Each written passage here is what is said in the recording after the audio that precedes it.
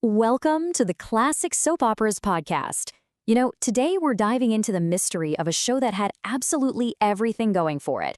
I'm talking a best-selling novel, a cast of superstars, and ratings that were just completely off the charts. It was poised to be the next great primetime soap, and then, just like that, poof, it was gone. This is the incredible story of Bare Essence. So this was the show's tagline. Talk about dramatic, right? It promised a world of glamour, ruthless ambition, and betrayal, all set in the high-stakes perfume industry. But what's so ironic is that tagline, it kind of perfectly describes what happened to the show itself behind the scenes. So let's get into it. Before it ever became a weekly series, Bare Essence had this spectacular beginning. And I don't mean just another pilot episode. Oh no, this was a full-blown television event that had audiences completely and totally hooked from the very first scene.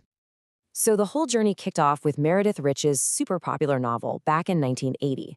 And just 2 years later, right in the golden age of the TV miniseries, CBS turned it into this lavish two-part spectacle. Part 1 hit the airwaves on October 4th, 1982, and believe it or not, the very next night, Part 2 pulled in an even bigger crowd.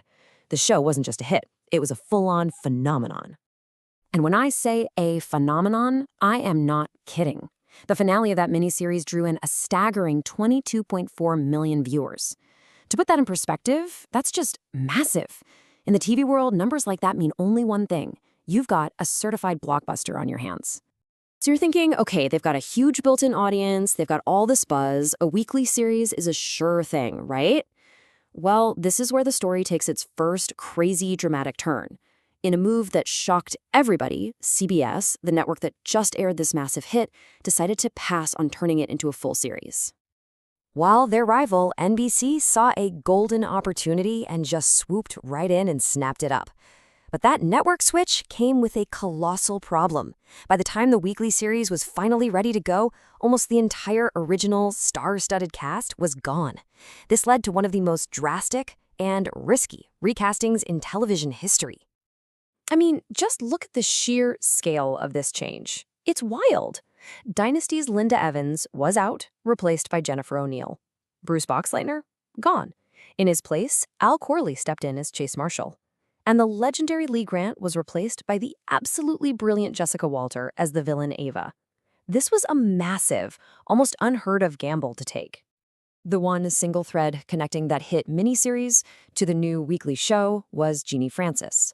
She was, of course, fresh off her iconic run as Laura Spencer on General Hospital. She came back as the fiery protagonist Tiger Hayes, which basically meant the entire fate of this multi-million-dollar production now rested squarely on her shoulders. No pressure, right? And the weekly series, well, it definitely put Tiger right in the center of the storm. The whole plot revolved around her trying to make her mark in the cutthroat perfume world right after the sudden death of her much older husband.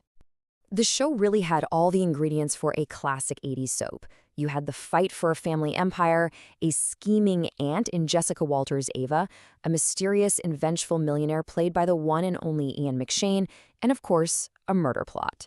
It turned out Tiger's husband hadn't died in an accident after all. His race car had been sabotaged. Classic. But, despite all that on-screen drama and a huge promotional campaign, the show's initial promise, it just started to sour almost immediately. The audience that had fallen in love with the miniseries simply did not show up for the new version.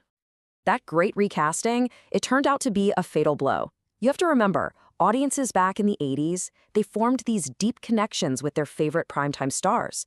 So for them to tune in expecting to see Linda Evans and Bruce Boxleitner and instead get completely different actors, well, it probably felt like a bit of a betrayal. The chemistry, the magic, it was just gone. And the ratings told a really brutal story. The ratings collapse was just swift and brutal. The premiere in February '83 started with a pretty respectable 15 million viewers, not bad at all. But then, the free fall began. Within just 2 weeks, it had lost over 3 million viewers. By April, it had sunk below 9 million. The audience wasn't just tuning out, they were actively abandoning the show. And the critics, they were no kinder. Tom Shales of The Washington Post delivered this absolutely savage verdict. He wrote that the show comes up lacking on almost all counts. A better title would be Bare Minimum. Ouch. That's gotta sting. And here's the final nail in the coffin. For the 1982 to 83 television season, Bare Essence finished 85th in the Nielsen ratings.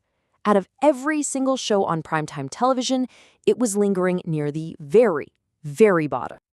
So, what's the legacy of a show that burned so brightly and then just flamed out so fast?